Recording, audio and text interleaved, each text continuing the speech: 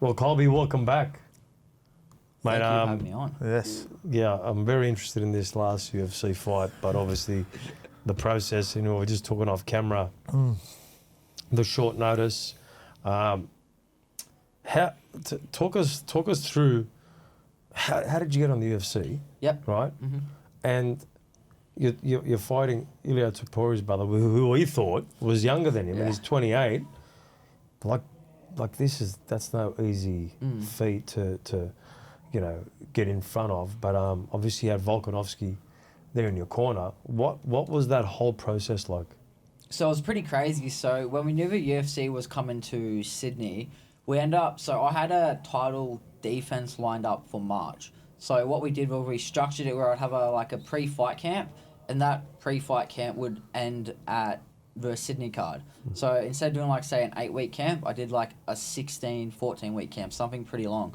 So I had all the correct lead up, but it wasn't until the Saturday I got the phone call. But funny enough, it was, I think, 13 days out from the UFC event, and we had sparring on that morning, and it was wasn't a bad sparring day, but definitely wasn't one of my best. And I was just I didn't go too well in my own head. I'm I'm doing so much weeks of prep for nothing. I've got to back up, and now I've got to up my training for a title fight. Nothing's probably going to happen with the Sydney thing. Then I went off to work, and I did just a static security shift. And it was probably 8 o'clock at night, and I got a message from Ilia's manager, actually. And it's hey, do you have WhatsApp? I want to talk to you. And I was I wonder what this is going to be about. Got nothing better to do at work, I answer it. Then he just called me. It was shirtless, folding laundry. He's I'm not sure if you heard the news, but Alexandre's opponent, Cody Haddon's out, and we're looking for a replacement, and we found you online being the number one. If you're keen for the fight, we can start trying to put it in motion. And he wanted me to sort of sign with his management company. And I said, I've already got a management company, but you've given me the insights. So Joe and Volk were over in New Zealand at the time. It was probably around 11 p.m. So I just straight away messaged Joe. I was hey, Joe, are you up? He's yeah, why? I just rang him straight away. Told him the opportunity. As I'm speaking to Joe about it, he puts me on the speaker. Volk's already messaging Sean Shelby, the UFC matchmaker, pretty much let's give him a shot. He'll do well sort of thing. He can get it done. Then finished work, had to go straight to the sauna because I had a fair bit of weight to cut from that point on. And then woke up Sunday morning. It was pretty much a signed deal. I just had to get my last little bit of medicals done. And then medicals got cleared on Monday, signed the contract, and they announced it for Thursday. And then, what was that, Thursday, Friday, Saturday? 9 days later, I was fighting. 9 days. So, even then, let's do the lead up to that fight from when we spoke about before. You had 5 fights in 11 months, including you said. the UFC one, correct? Can you run us through what sort of prep you're doing for those things? You won a belt, didn't you? Yep. And then you defended the belt?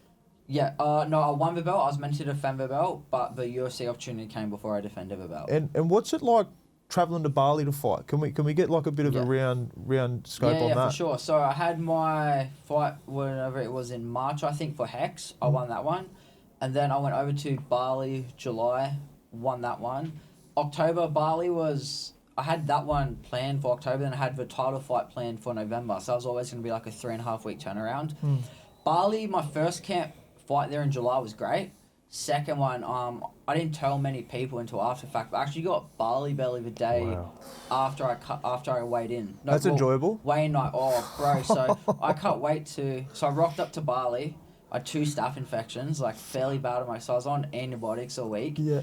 And then I ended up cutting the weight, came off pretty good. Started rehydrating on the Saturday because you fight Sunday night. Sunday morning I woke up and I just didn't feel right. I had to belly symptoms, constantly to the bathroom and that. And then I thought it was just maybe I rehydrated wrong or something and that. And then by about 3 o'clock that afternoon, I still haven't had any water or food of that because I can't keep anything in. So I ended up just having to get orange juice and just swish it in my mouth to spit it out to try and get some sugars. If that even worked, I just told myself it would. Yeah, okay. So then, I don't think there's much Right, if you science believe Some of the things you do, And then, so I was pretty crook going into a fight. It wasn't a good fight. I just wasn't on sort of thing. Got it done first round regardless sort of thing. Yep. Then that was the main event. I won that. Woke up the next morning, tried to have breakfast, and that killed me. So that was Monday. So I spent Monday to Thursday bedridden in Bali at my mate's basement of his Airbnb, just on a single bed mattress. Couldn't eat or drink, so I think I was getting doctor out every 4 to 5 hours to get IVs. So for 3 days straight, all I had were IVs. And then I was meant to fly home early. I couldn't fly home. I was too sick. Yeah. So then I had to do that, get home, have all these health checks. And then I got back, I think, on a Friday. Rested Saturday, Sunday, Monday. I had to start camp for a 5-round title fight. Wow. So I did 2 weeks of training, like a pretty compromised state. Yeah. Went down to Melbourne, got the job done in about a minute and a half, won the belt.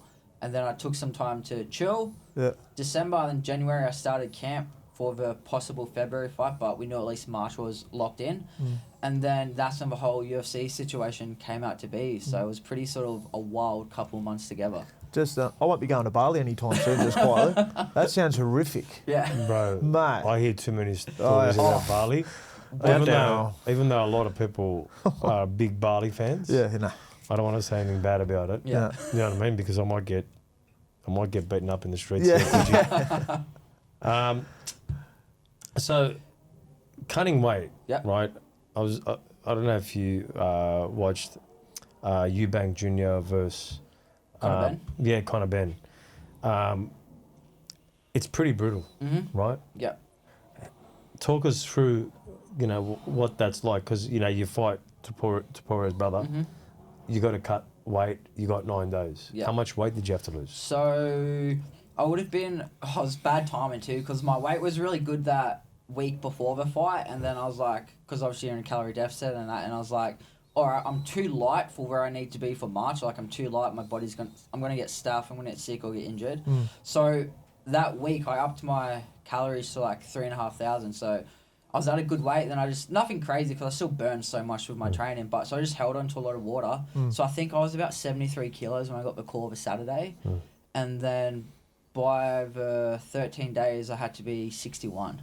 I did about 12 kilos. Mate. The fuck. That's a child. That is a child. Bro, like, it's not like he's coming. Where's it coming from? Bro, it's not like he's like 100 kilos and he's Yeah. like 20 kilos overweight. You're not going to use a lot of water weight Yeah. just immediately. Yeah. There's not heaps on that body. Yeah. Can you, because I don't know, you might know from the bodybuilding and that, what actually... It's not normal, bro. What does goes through... Yeah, give us a breakdown on what you have to do. So basically, I had to go like a real hard calorie deficit to just try and strip as much fat off me. Yep. And then because I was fighting on the Sunday, what it normally is, you normally weigh in, say, 24 hours before. Yeah. But I don't know why it works, but something with the commission. So I weighed in Friday, but I didn't have to fight till Sunday. So that gave me I had like 44 hours to rehydrate. Yep. Whereas normally weigh in Friday, fight Saturday The night. next day, yeah. So taking back from that is meant I had to get to around... Optimally, I'm 66, 67, 5 days out from weigh-ins. I was around 68 and a half, 69. Still managed to drop a bit of fat in that, but I was training, saunering every day in that. To be honest, a lot of the weight cut was just heaps of water, normal things, cut your carbs, cut your salt, low fibre. So that gets a lot of it off, plus the training. So when it came to Thursday night, I think I only had like 4.5, 5 kilos to go, which isn't normally too bad. But because I did such a big drop to get there... Yeah. That night of weigh-ins, I'm someone who I like to train the weight off the night before, because I know the next day, regardless, I'm going to be in a bathtub or in a sauna, miserable, not moving. So I just try and expend as much energy as I can. So I do like pads, I listen to music, ride a spin bike and sweat. So I lost about 3 kilos that night. So I had a real good drop. Then I woke up the next morning, I had about 700 grams to go. And I knew I was I just call it being dry. Like I knew I had no fluid in me. Like I couldn't chew gum because it would just suck all the moisture out of my mouth. I was like in a pretty cooked state. Yeah. But then I started trying to sweat, and to put in perspective, these rooms are heated, like maximum heat's like 38, 40 degrees heaters on the roof, closed off. We had people coming in to film content for me, and they're walking in, and within like 30 seconds a minute, they're sweating just in shorts and a t-shirt. Yeah, right. So I had tights, long sleeve rashi, sweatsuit, Towels. hoodie, trackies, beanies, everything on me. I trained for about an hour and a half. I couldn't even sweat, because I just had no water in me. So about an hour 35, hour 40, I finally started to break a sweat on my chest. Yeah. So then I had to jump in the sauna. Once I sweated, it was all right. I got it off in about 20 minutes of sweating, 700 grams. Yeah. But poor Bella was like the first time ever seen a weight cut, and like I was pretty like, I was like, I'll be honest, I got carried up to the hotel room. I was pretty much just on my bathroom floor, either in a cold shower, like naked on the floor, Yeah. or just out there with just cold water on me for about an hour after that, just like Wow. completely cooked and dry and that sort of thing. Far So it's, out. yeah, it was definitely like, due to short notice was definitely like it would be the worst and the roughest weight cut I went through for sure. Yeah. And What- oh, sorry. Yeah, you go. you go. Yeah. When the UFC thing came up, right? Mhm. What were your emotions like? Because you know that 11 months beforehand, you're going to Melbourne or to Bali to fight. So there's a lot of travel Yeah. involved, and you know it's like footy to an extent. When you're playing Reggies, you're playing consistent. When's my shot? When's my shot? When you got that call or that opportunity, what did you think? What sort of came over you? First thing I thought was like, man, I have to get this weight off. Like it's just that was the main thing. I was like sick of getting a fight, but my head like if you don't make weight, sometimes you can't fight. Yeah. It came in like a pretty unique time because Bella's from Melbourne, so we actually planned. I was meant to fly down the next weekend, help her drive up, and we're going to move in together. So I was in the middle of like finally moving out of home, going, traveling, moving in, and this sort of threw a massive spanner in the work. So I was more, I guess, because had like 16, I don't even know, like 16, 17 fights. So it's like fighting for me is the easy part. Like I just need to stay healthy, get to fight. I know how to fight. I love to fight. It's not too big. So as much as I could, it was just watch as much tape as I can, which is about 3 minutes on the dude online. Yeah. And then besides that, it was just thinking about getting the weight off and then just chatting to Joe and Volk about like the correct mindset to go on and try not to let the moment or anything get you like that. When you're rehydrating, how much weight did you put back on after that? Because you had 48 hours, Yeah, right? it was just massive. Yeah. So I weighed in at, I think the normal weigh-ins were at 3 when they opened the scales. So I weighed in, I think, like 61.4 or something.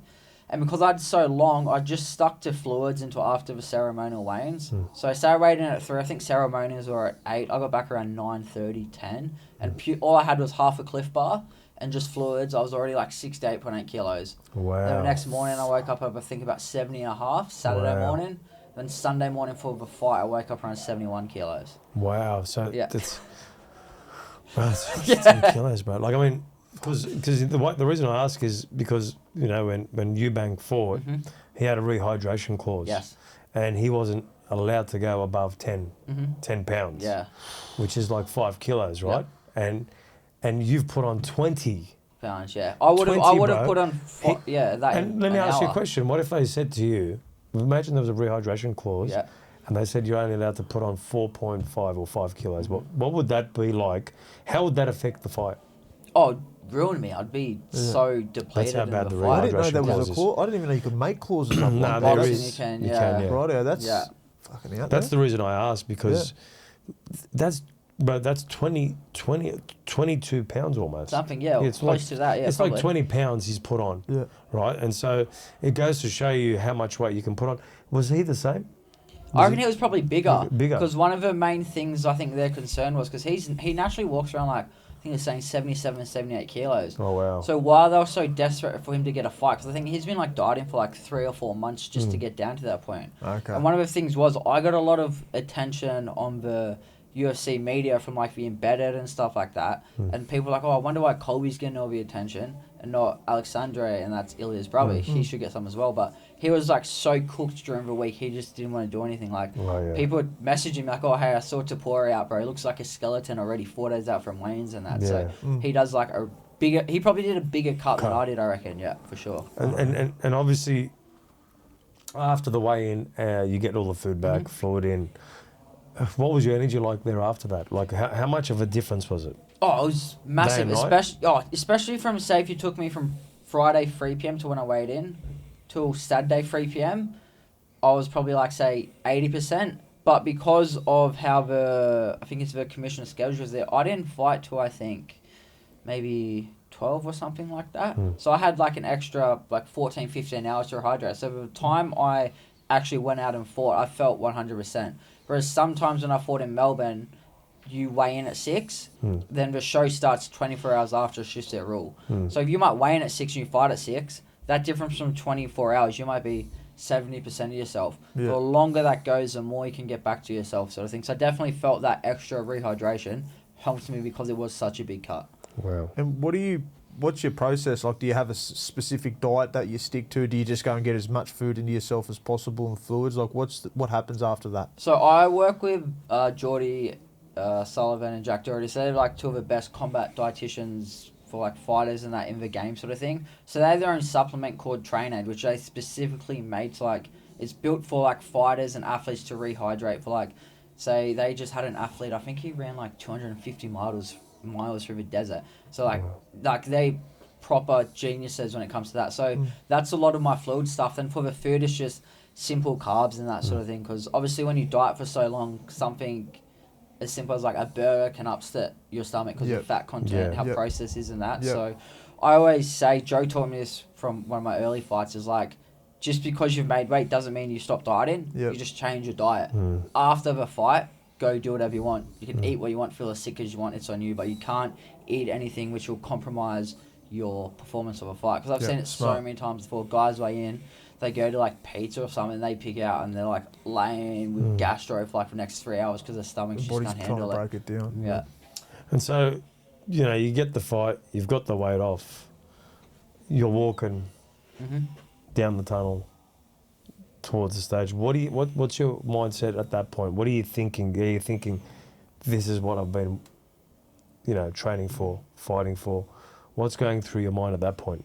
I think it was just the whole week with all the media interviews, everything. I just wanted to stay as present as possible for the moment. So I was just chilling there with Joe and Volk, waiting for my song to hit. I remember seeing the people off like the grandstands, like waving and stuff like that, like giving them a wave. And I was just more just walking out and just soaking everything in, because it's like with anything, you don't get to make a debut once in any sort of professional sport. So I just wanted to be as present as I could. So I was walking out. I remember I saw my teammate Casey there, so I went over, gave him a hug. Saw myself on the screen. I saw Israel, so I went over, gave him a hug. So I was pretty much just soaking it all in and enjoying it and staying as calm as I could due to the circumstances of it all, the magnitude. And then once I walked in there, I sort of did my lap around, shook all the coach's hands of Alexandre's team. It wasn't until I got back in my spot when I started talking to Joe when I really like sort of flicked that switch, it's time to fight. Because otherwise, like, you can't be, for me personally, I can't be in that fight and I need to kill mindset for too long, because it's just it's not productive to an outside world. It's a very different mindset of who I am when I'm inside the cage and I'm trying to beat this person into knockout, submission or whatever, compared to the second the bell rings and I'm just back to being me. So I can't stay that version of myself for too long. So it's just about enjoying the process of getting there. Once I'm there, flicking on, as soon as the fight's done, just turn it back off again. That's interesting. Let's dive into the mindset you just spoke about then, right? So when you train, as an example, right? So what would a training session be for you? 2-3 hours, 2 times a day? Yeah, normally say 2 hours morning, 2 hours at night. Right, yeah. So let's, as you're going to train, you're placid, normal? Yep. You know, normal or whatever. Yeah. When you go in to train, is that when your eyes glaze over? Like it does, but what it is will be for specific sessions. Okay. So say when we do our fight simulators and that, I need to have that intensity where I'm like in that fight or flight mode sort of thing. Yep. But even then, it's only up to 90% of what it needs to be, because at the end of the day, like, say a great workout, for example, is a Shark Tank. So I might hit pads with Joe for 30 seconds. Someone's going to grab me from behind, wrestle me to my back. I have to try and get up for 30 seconds. Then I'm up. Might be sparring Volko. Yep. Then someone else jumps at me, chucks me into submission. So I have to be able to keep that as realistic to a fight with my energy and everything. But at the end of the day, I can't go that 100, because obviously you have to look after your teammates, look after each other and that. So that's people with a fight sim. Sparring's one where I will get that intensity, but I'll do it in just a much more controlled way, where I think I'm going to hit this person, I'm going to try to hit him, but I'm going to hit him at 70%. Knowing that if I can hit him at 70, I can hit him at 100. Because in any sport, if you just go 100 the whole time in practice, that's how you break down, you get injured or anything. So I have that mindset. I just don't, I guess would say, pull the trigger to the 100% when I'm in that mindset at training compared to in a fight. Actually, I was watching Volkanovski in Bangtao getting ready for his last fight. And it's interesting where he's sparring and he's got guys coming from all the different angles. Is that the type of training exactly the same? Yeah, Because then they brought Josh Mansour in. Yeah, I was out, and the guy almost died. I was watching, mate, that's intense. And so, is that 5-minute rounds? Yeah, 5-minute rounds. So essentially what's happening is there'll be 5 guys ready at any one time. Say he's sparring you, and then you'll spar with him for about a minute, then I'll jump in and I'll tackle him onto the ground. Yeah, and you're fresh. I'm fresh. Yeah, fresh Okay. bodies. So essentially, is that what all of the UFC fighters do? Because It's pretty it's pretty similar concept across, but they might do different time frames and different drills and that. That's intense because it's a fresh person coming in, and that's where you're at 90%. How hard are they coming at you, the guys that are sparring? They're probably coming at, I'd say, like in grappling, you can go pretty hard because it's obviously a lot safer to go hard. Say they might rip.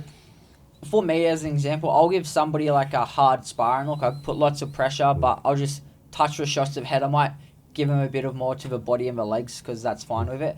As for submissions, I'll put him in submissions, but I'll never lock it out completely. I'll put him in it and I'll give them the chance to escape. I won't try and tap anybody out. Like I'll put him in a choke because there's no point, because I'm fresh. If he's 13 minutes in, if I jump on his back, I should be able to choke him in 5 seconds if I want to. Yeah. But that's going to get him nothing. If I put him in a choke and I make him break it in 5 seconds, then I chain him in other submissions. I can give him like 6 different, we'll call it like looks. 6 different feels that moves he has to go. So instead of him just tapping and like, oh, I got tapped. Oh, fuck, I got tapped again. He's like, oh, I've got out of this armbar. Oh, now he's for my leg. I have to defend my leg. Oh, now he's trying to take me down. I've got to get back up. So it's more about keeping their mindset going and just keep them not worried about how tired they are. Just keep them moving and keeping them working. Because by you doing that, you're actually giving them the information on how to try and get out. Yes.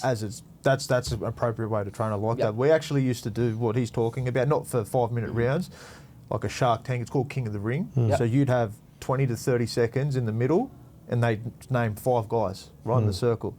You'd have to try and, you'd start on your back, get to your front to play the ball, 20-second wrestle, and they would just go around until they thought that you were going well or you weren't having enough of a crack, then the next person to go. And they're very, very intense. I mean, I was watching, the Volkanovski camp and you could see the intensity there.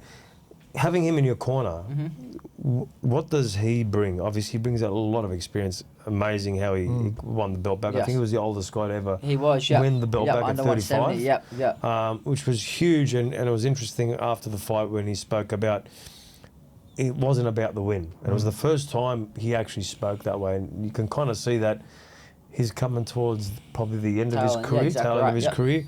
And he's appreciating things that are completely different to what he used to do before. It was like, take the fight, let's win the money, let's go again.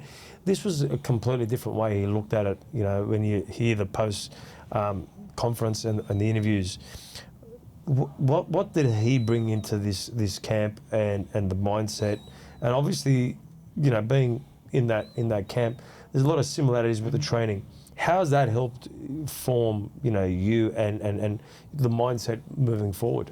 I think it's been paramount to just getting me to where I am, because Joe's obviously a great coach, so he's got everything that he can give to us information-wise from me and Volk. Then it's just being at gym from an early age when I was like 12 or 13 and seeing him doing the sessions, him going through the fights, him having the same struggles. So it was just almost like just a massive reassurance to have, like, this dude's legit behind me. Like, I'm normally watching his fights as a teammate, but more so just as a fan of him and the UFC. And then now he's got my last name on his fight kit for my fight with like my jersey sort of thing. He's repping me. He's helping me out with helping me on the social media aspect, trying to give me as much attention, limelight. And it was just super reassuring to have like a figure like that who a lot of people like, they see him on the, it's crazy to think, like, someone will see him like, oh wow, that's a dude, like one of the greatest fighters ever, I'll go get a photo with him. I just see him like, oh, that's just Volk. So even with that, it's just more felt like just having like a good mate who's got my back, who knows how to fight very well, and he's just gonna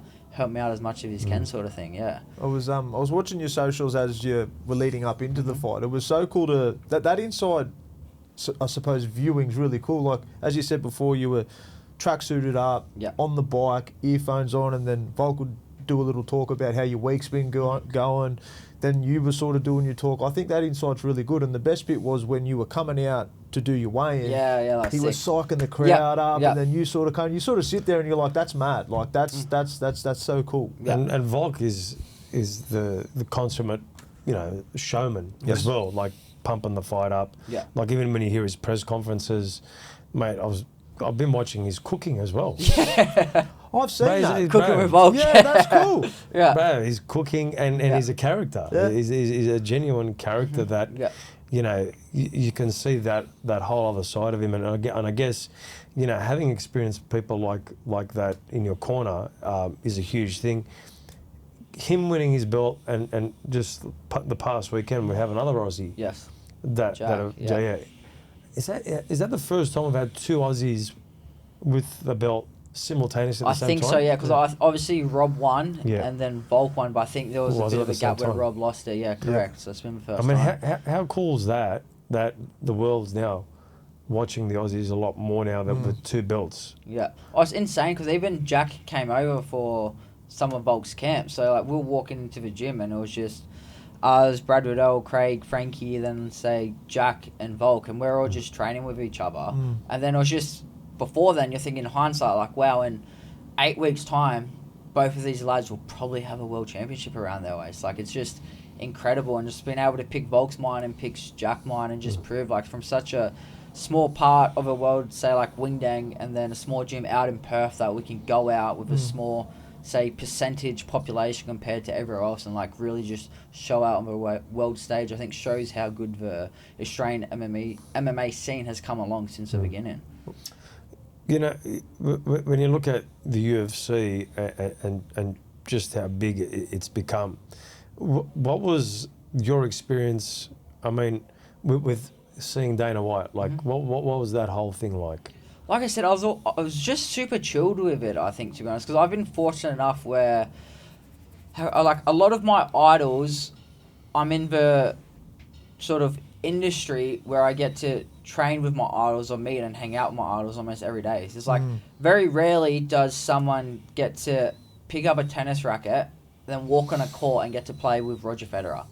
Someone in Wingdam wants to pick up a pair of gloves and walk into freestyle at 6 p.m. on a Monday or Wednesday night. Volk's probably been there to teach a class, and he might move around with you. So it's just crazy, like, how down to earth everything is. So same thing with Dana. I've interacted with him before when I was over in Vegas for the Ultimate Fighter, but it was very cool to be there. Same with someone like Bruce Buffer, which is very cool. You see these people, these, like, transcendent figures. Then I'm out there, I'm, like, walking out for my weigh-in, for my fight, to shake Dana's hand. Then I had to give Bruce a fist bump as he calls my name out for my debut. So it's some pretty, like, surreal moments. Yeah, wow.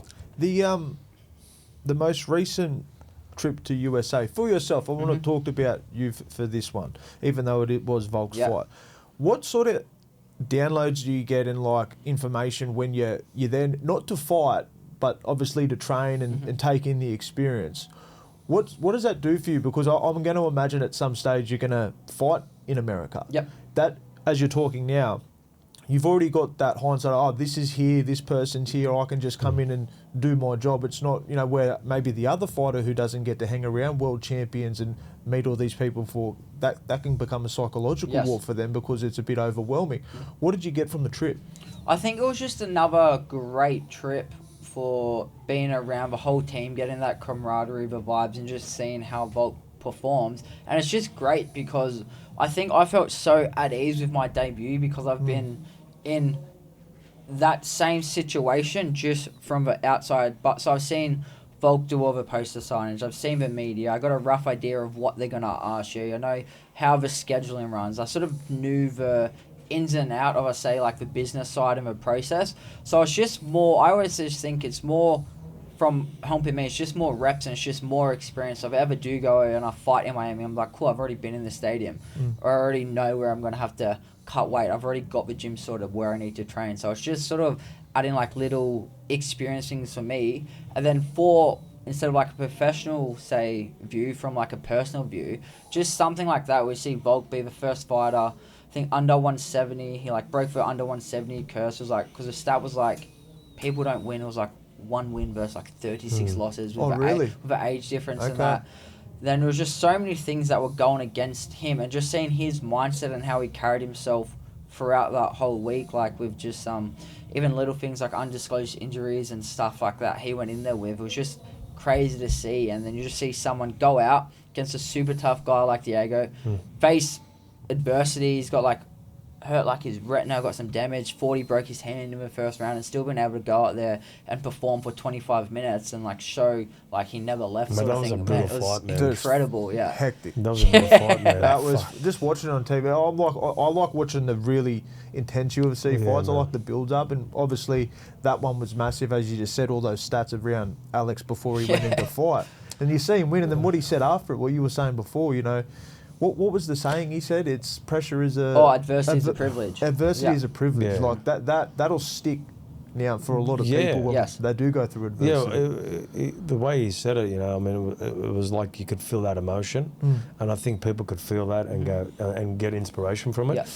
But I remember when I was watching the lead up to the fight, and he was in Bang Tao, and it's a 1 month camp, and everyone looking at it going, "Oh, he's having a great time," but for him, he was sacrificing being away from Yes. his kids because he's very close Yes. with his kids.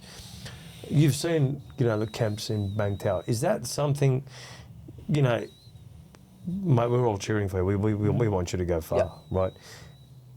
As your career goes on, and I know you're mentally strong, you can visualise like you're going to win.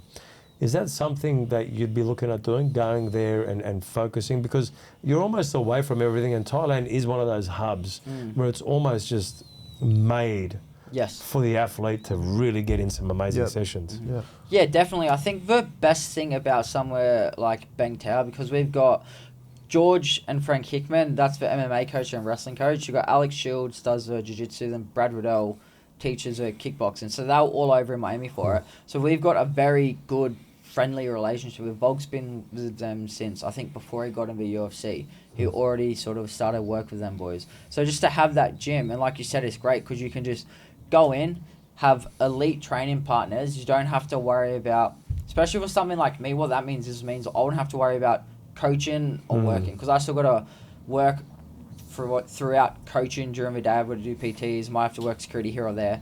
But when you can immerse yourself in that, it's just 7 days a week. You're just committed to your training, and your sole focus is on training, getting better, and you've got some of the best people around the world with you. Plus, the best thing is that you can go to a lot of gyms, you can get good training partners. It's not hard, there's good training partners everywhere. Good, I mean skill level. The hardest thing is to find an area of safe training partners. Because you can imagine Volk, if Volk walked into a gym and just picked 5 random guys to say, "Oh, can you spar me? Can you grapple me? Can you choke him?" Every single one of them guys will want to try and make a name of him. Exactly. Like, oh man, I clipped Volk in sparring, I choked him out, I made him tap. So it's very important that you have a high-level structured team where you're somewhere like Bang Tao where you can go there. And we're fortunate enough when Volk's in camp, he normally brings them to us as well. So then we have that safe environment where you can get the good, honest, hard work in, where we can go close to 100%, but the risk of injury is much lower compared to if you were to walk into a average gym, pick some guys out and try and get the same work in. And I've been to that gym in Bang Tao. Yeah, it's absolutely amazing. It's built so good, and the environment that they've created there, to me, it looks like it's second to none. Is it like, do they have a lot of places like that in America, or do you think now Thailand's kind of become the capital for it more so than anywhere else in the world? I think for actual space and safe facility wise, I think Bang Tao and Tiger will still be the best because it's obviously, if you have the expenses, it's much easier to do something like that over there in America. In America, you've got the good big gyms, but I just don't think they're as well versed as in, say, Bang Tao. You've got the elite MMA, elite Muay Thai, you've got great grappling, then you've got obviously the weights, the recovery, cafe, everything like that. I think sometimes it's just too hard to do that in separate places. Yeah.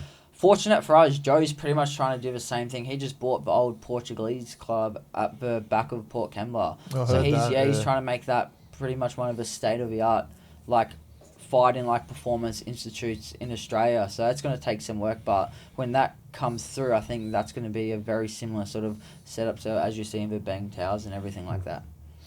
And that'll probably attract people from everywhere. That's what I was about to say. In Australia, it'll attract the people from everywhere. That could be a hub for people to come here before they go somewhere else instead of having to go to Thailand. People from New Zealand, everywhere. We've already got heaps of people messaging the gym saying, hey, when this is up and running, if you just have dorms or anything like that set up, they want to come already dedicate 6 months out there and stuff like that. Yeah, excellent. Yeah, cool. I want to talk to you about the loss, right? Because you're undefeated till then. Correct. Right? I had an amateur loss, but professionally undefeated. I know you would have been extremely confident going into the fight. After having your first loss, what is your thought process? Is it I was wrong here, I could have done better there, or is it sort of process it as the week goes along? Do you get over it within 24 hours? You straight back watching video? What did you do to try and right a couple of wrongs, I suppose, that what happened in the fight? So the first thing I always do, whether I win or lose, I sort of just let myself feel the emotions of like whatever it is. So like I went over back, I had ice on my leg, and like I'm very open with everything. Like I cried, I like felt down for myself, all that sort of stuff. But even then it was like 2 or 3 minutes, and I'm like, all right, I'm not in a sense I'm over lost, but like over crying. Like it's happened. I need to get that out. I got it out. All right, I chatted to Joe and Volk. I specifically remember Volk was saying, because they were going back in to watch the fights. I was going back to the hotel to go see family, friends, and all that. And it's like, don't be hard on yourself until you watch it. You did really well. And just something like that just like really stood out to me as like a super nice moment of just like reassurance. And then obviously I just got back, and then pretty much after that, it was just looking at it from purely a objective point of view. So even now with that fight, I can look back and there was errors that cost me. I was circling on my back foot too much. My kicks were good, but I probably needed to put some punches after them to make him less heavy on the pressure to slow him down. There's opportunities for takedowns, which I probably shouldn't have shot, because that's a lot of times how I got mostly countered. So I always look at it as like, was I outclassed? Or was it just more errors? And I truly think it was just more errors on my part, because at the end of the day, it's 5 minutes. He wins 2 minutes 35. Win 2 minutes 25. He wins that round.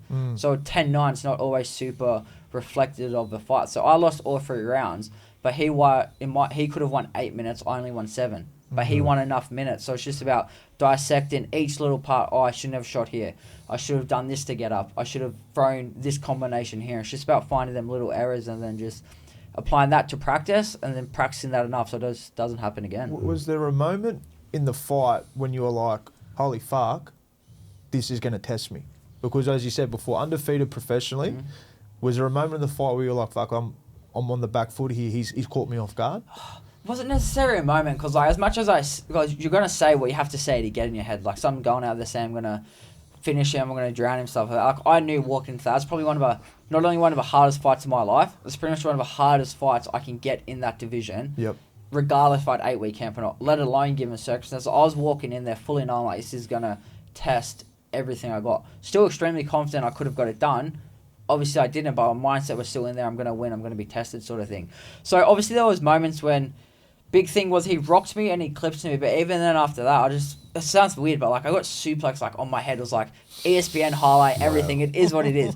And like first thing I thought when I was walking back to the corner, I was like, fuck, I'm gonna look like such a meme now after that. Like middle of a fight, I was like, oh, that is so embarrassing. So like, but that things happen when you fight some, like legit all it was, I had my feet squared like this. Instead of having my feet pivoted like this, I had them like this. If I'm like this, it's much easier to lift me. My center of gravity's here. If my feet's here, it's much harder to lift me. And all that happened was I took one wrong step here, he timed that, and he took me for a ride. So just some things. Man, I remember when you lost obviously the fight, and I interviewed you, and I go, fuck, I feel like shit. On the fucking what he feels like, because you know once you've had that relationship with someone and they've been there before, it's like you're riding it with them and you've 100%. Had that relationship, and for me it was like, man, I just hope he gets back there and goes again and again and again and just shows that, you know, you could lose your first fight and keep coming back. What's your mindset now moving forward in the UFC, or are you kind of planning on the next fights? And, you know, visually, like a lot of the times as a fighter, you're visualizing a world championship belt, right? What's that like now for you after the fight? Honestly, it hasn't deterred anything. Say if I went out there and I felt like, oh wow, like there's a whole nother level to this. Like, wow, I thought I was prepared. I obviously wasn't. If that was the case, it would have shifted my mindset. But I'm lucky. Like I've trained with legitimate, but dude above me. Dude I train with is a weight above me. He's the best in the world. I get to train with him every day. I got to train with Jack Della, who's now a 170 champion. So I've seen it all before. So it's not like, oh wow, it's this unreachable goal, I can't get there. It's more just I just need to get that experience in and just make. It's just like not necessarily fight IQ because I know what to do, but it's almost applying. It's like these little battles where I need to be almost say a little bit more reserved, or maybe like believe in myself that little bit more. Like, all right, you don't have to move so much because you're scared of his power. Plant your feet, fire back, make him earn your respect, then add in some movement. So it's all just little tactical adjustments. So for me, my mindset hasn't shifted one bit. Like, I'm still going out there with goal to win for the next 7 or 8 fights, how many it takes me to get, fight for that world title, win that world title, then defend that world title. So nothing shifted. All it's opened me to was like, all right, maybe you just need to work on a few tactical decisions. But there's even as soon as his hand got raised after the fight was done, I knew I lost. I was like, oh, I never felt like I didn't belong here, or that I couldn't be one of the best ever to do it in that division. Yeah. Kenny and I, we packed this room up, and it was just after your fight. And I couldn't believe we packed it all up, and then we had to set it all up down in the Darling Harbour there, and we were interviewing Taporia with the Nelk boys. Yep. Obviously, you've seen the Nelk boys. Yep. They've been great for the UFC. Yes. What is your time with them been like? Because they're massive UFC fans. It was funny enough, like, because I'm not, like, I do my own social, but I'm not, like, too up to date with, like, who's popular, like, influencer. Like, I'm very bad. I'm like a boomer with that sort of stuff. I've got no idea. So, I knew that Kyle from a Nelk Boys just because my twin brother Brody, he likes to watch the content and that, and Volk's like, for Nelk Boys are coming in. So I had like a bit of a look. I was like, they seem cool. But I guess because I didn't see like how big they were, so when they came in the gym, I was just hanging out. So we did the training sessions with them, then went out to like a Bush Rangers Bay, went for a swim. They did cooking with Volk and just hanging around. And I think it's the same sort of thing I've seen with a lot of people who have made it in their respective fields, is that they're very driven, but they're also very down to earth. Like, very few of them are like, oh, I don't got time for you or anything like that. So it was just cool hanging out with them. And then obviously what they do for MMA is great. They get a whole new avenue of fans in. They're great for the publicity of the media, how they do their podcasts. They say that interview Volk, Islam, and things like that. So I think it's great to have just more figures who aren't MMA figures where they do everything else as well, so they've got eyes on them for there, but then they can cross over into MMA because then they'll bring another audience with them, which just puts more eyes on our sport.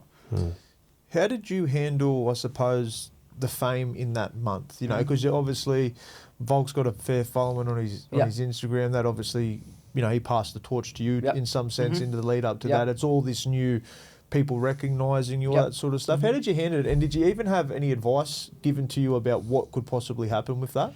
I always knew that with success in any avenue, especially in like a public avenue, you're probably going to get some fame and some eyes on you and that. So I've always mentally been prepared for it. But I think I've always just carried myself is the way I'll talk to you boys, is the way I'll talk to a fan on the street or someone who might mistake me for someone else on the street sort of thing. So I never really made too much of a deal of it. So I honestly quite liked it. It was very cool just to sort of see that, all right, my hard work has got me to this point, and these people like respect what I do, that they want to come over, they want to introduce themselves, they want a photo, they might want me to sign something for them. So I think it didn't take me by surprise or anything. It was just cool. It's like, oh, this is like the stage of my career I'm at, and I think it's cool because I like this stage. But if I get to where I want to get to, there's going to be a stage realistically where if you're in Volk shoes, you can't go to Woolies and that. Like, there's certain things which you don't have the privilege of. Exactly right. I've seen me and him were out for dinner during the COVID times where, so Australia was locked down, we were in Vegas, was open, and we were at, I think, XS at the Win for like a nice dinner, just the two of us, and like I think 3 or 4 people came up to him in the middle of a meal just asking for photos and that, and I'm like, guys, like, read the room, like, we're just eating, we're just having drinks, we're just chilling, like, you can wait for us to get up. So I think that Israel's talked about it a lot too. Before his Rob Whittaker fight, where he knocked him out and won the belt, he was like, he went down to a park or a bus stop or something like that, and he just sat there and he's like, it's probably going to be one of the last times I get to do this in peace before I have to have security around me, before I can go just even little things like do a walk and that. So I'm just taking every moment as it comes for that aspect. Like, when I get to that belt and everything, I know things are won't be able to do, but it also opens up a whole new avenue of perks. So I'm just very sort of grateful and present with like each stage of my career and my journey of where I'm at. Good on you, mate. It's a good outlook. It must be hard. You know, like, it's not like you the thing that you want the most. Now you're not private anymore. Well, like, a lot of things come with it. Yeah, a lot of things come with it. Yeah.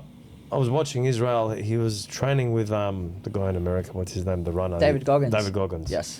Was he really? Yeah. Bro, Yeah. Actually, I did see From that. up He with was the spewing Stairmaster, it, though. yeah, I did see yeah, a bit yeah. of that. Yeah. Like, man, it was pretty intense. Yeah, fuck. But is he coming back? Is he making a comeback?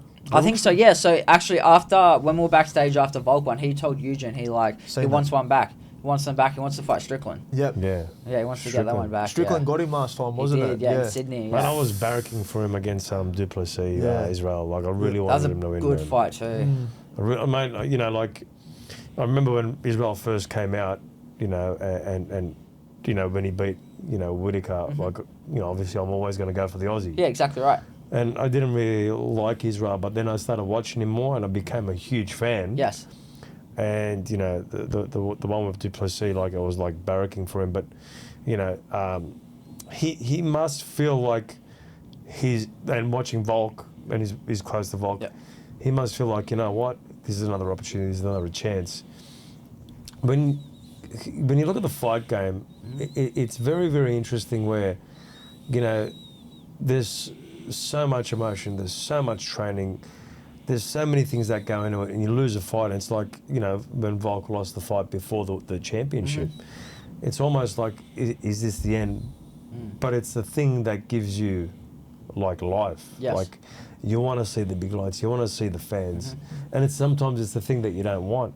How hard is it, like, dealing with that as an individual? Like, because people just look at it and go, oh, mate, that must be a great life. Yeah. But, you know, imagine the mind shift and the games that are within the fighters' minds. Obviously, you've been close to these guys. You're seeing it a bit now. Yes. How hard is that for the fighters? I think it's the biggest part which people don't get. Like, so fighters are fairly open about it, I think, but people don't understand. Like, it's not sort of like, say, NRL or something where you lose, you can come back next week. You might start the season a couple of days down, you can come on and win a premiership sort of thing. With Biden, the hardest thing is the sacrifices that go into it through training, that, which is pretty common in every sport. But I think the other thing is that there's just such a big health risk involved, and that's the thing, sort of, say if someone's disrespectful to fighters or anything like that, that's the thing that would annoy me the most, because there's a very high percentage chance that the person you walk in that cage as isn't going to be the same person that you walk out as. Because a lot of fighters who have, like, not in the UFC, but obviously in boxing, any sort of combat sports, that have lost their lives, or they've lost parts of themselves in there. So I think it's just mentally, it's hard, because when you're fighting, even me, like, I don't think about that. I'm like, it is what it is. Like, you have that mindset. If I die in here, I die in here. I have to win. It's all I can do. I got to do everything I can to win. So it doesn't matter. But from the outside looking in, say after you have that bad fight or you get a bad concussion, you do get them sort of things. You're like, oh, say, when Volk got knocked out against Islam at his post-fight press. That was a perfect example, because he took a short notice. He broke down. He was emotional because there's just so much riding on that moment. And it's not like, oh, you lost, but you got legit head kick KO'd in front of a live crowd of tens of thousands of people, millions of people watching it. Now your legacy's never the same. So I don't know how them boys deal with it personally, because obviously everybody has their own way. But I think it's just a really sort of overlooked aspect of it, like the actual fighter's mentality, because everything's sunshines, rainbows. You get belts, you get cars, you get all of that, but the second you lose it and you get taken away, it's like, can be a really, like, dark and spiral place, which is what made Volk's comeback, because like he said, he went through all that adversity. He was top of the world, pound for pound king, bottom, people were riding off, say he should retire, say he should be done. He hears all of that. Like, most fighters will read comments, they'll listen to, like, public opinions and that. But then for him to hear all that, still come back and still perform and win the belt back, I think it just shows, like, the testament to him. But anybody who wants to do it, just because you've had it and you lost it, doesn't mean you can't have it again. The level of adversity, right, in the fight game is far superior, I think, to any other sport. Like your NBA's, but it's not, as you're talking about, it's full contact. It's full contact. And you are right. I can speak from watching my mates and myself go through head knocks. Yes. You do change. Yep. Yeah.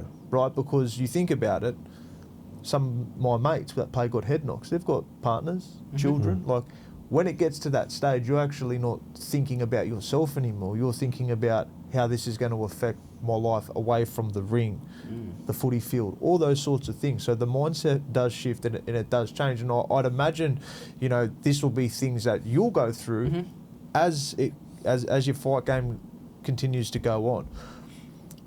What do you think of, I suppose, back to the loss? When you come out of it, were you sort of like, man, I didn't, I suppose, protect myself as well? Like, is there any of that? Because I'm not a fighter. With footy, I have an understanding on how I needed to talk and manoeuvre my body, where not to put it.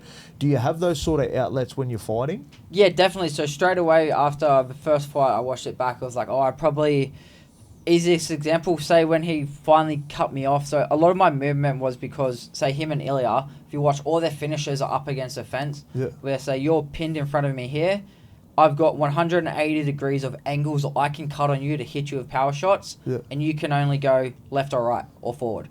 If I'm in the middle, doesn't matter if you've got this much space, I can take a backward step, you have to cover that space. So what they do really well is they want to shut down your space, get you pinned, and they want to try and catch you off an exchange or on an angle to hit you with a big shot that you don't see coming. So big thing I did was too much was I would shell up and protect myself like this, but because I did this, I've stopped committing to throwing back, so he knows he can start to throw, and then B, I've stopped actively trying to move my feet. I've almost like accepted, all right, I'm here, I'm going to cover up and wait for an opportunity.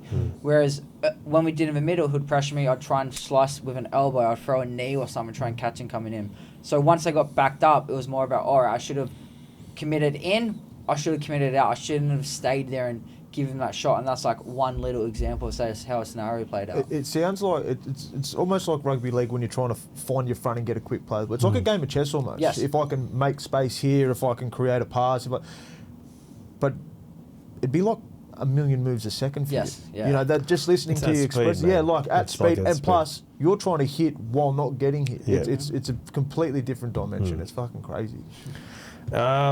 So Colby, what's next? Like, what can we expect to see, or is it a secret? We can't. There's say nothing too much. yet. We're hoping to get some news after Jack won, because that was going to sort of... UFC were always going to come back to Perth. There was rumours circulating if Jack won, whether they're going to do a pay-per-view or they're just going to do a fight night. They said if he won, they're going to do a pay-per-view.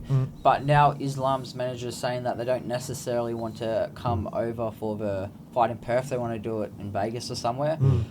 We got a name given to me, no date or location, so we're sort of prepping for a name, but realistically the UFC can be like, oh, who knows, he could hurt his knee tomorrow and they want us to fight in 2 months, he can't fight. So I'm more just, back of my mind, I got a name and a style I got to fight towards, but I'm not investing all in until a contract signed, and then once a contract's signed, I'm like, all right, sweet, I just reverse engineer, I might be fighting here at this date against this guy, what does my weight have to look like at each point?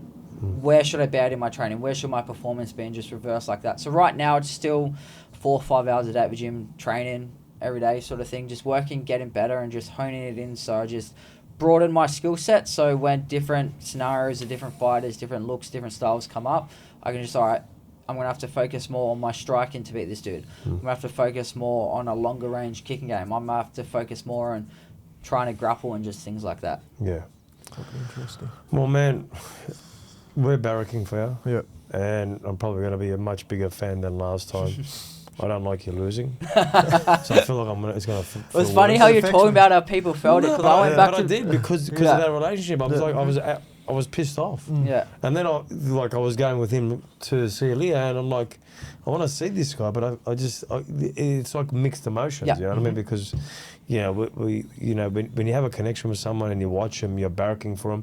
Plus, like, getting to know you, like, you know, from the previous time we met, I could see just how much you've given in your life. You know, how you work at the gym that you train at to make ends meet. And I remember how, you know, this is huge for you. You know, and you know, reading the articles of what Israel said, what Volkanovski said, and people endorsing you. So, man, big fan, and I hope you you know, win a world title and you don't forget us and come back again.